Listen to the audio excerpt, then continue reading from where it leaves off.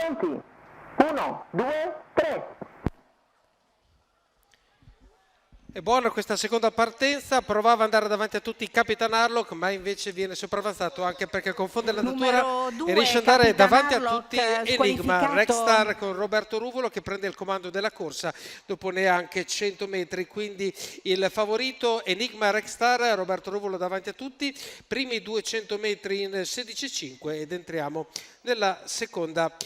parte di questo primo giro e con in seconda posizione a stecca Dimar Roberto Faticoni e in terza posizione il numero 7 di Ermar Di Gio, poi abbiamo l'8 di Follow Me e avanza adesso il numero 10 di Capitan De Gleris seguito da Dacovo Mail che hanno esaurito la rincorsa dovuta appunto ai metri di handicap che per Dacovo Mail e Capitan Gleris erano 40. Continua a condurre Enigma Rexstar con Roberto Ruvolo che modera l'andatura e questo permette a Capitan De Gleris di arrivargli abbastanza presto di fianco. 49,9 è questo primo parziale. Capitan De Gleris incomincia subito a mettere un po' di ritmo a questo confronto tra i due cavalli che si trovano in pariglia davanti a tutti, quindi che lo ripeto ancora sono Enigma Rexstar e il numero 10 di Capitan De Gleris. Segue sempre la corda Stecca Dimar e tutti gli altri cavalli con in terza posizione alla corda sempre Ermar Di Gio con Giuseppe De Filippis. Si concludono altri 200 metri e si torna davanti alle tribune,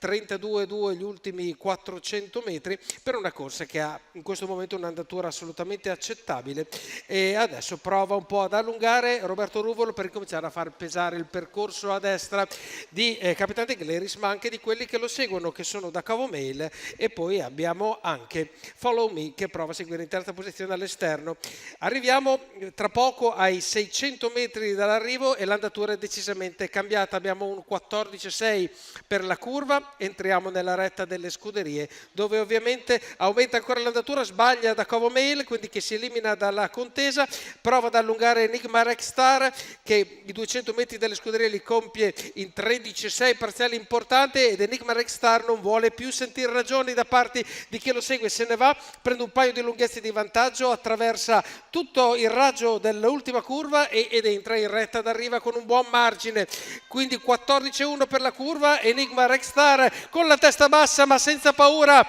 si avvicina alla retta d'arrivo, prova a difendere la seconda posizione Capitan De Gleris mentre arriva Ermar Di Gio ma non riesce a raggiungere il secondo posto, quindi vince il numero 6 Enigma Rexstar Roberto Ruvolo, 1,16,7 il percorso, la media chilometrica per 2,38 il rotolo totale, quindi dicevo vince Enigma Rexstar Roberto Ruvolo, Alessandro Raspante al training per la scuderia Starlight per questo castrone da Turbo Sund e Orzata Jet che si aggiudica la quinta corsa e andiamo a vedere al rallentatore le altre posizioni, quindi al secondo posto abbiamo il numero 10 di Capitan De Gleris, al terzo il 7 di Ermar Di Gio, poi il numero 8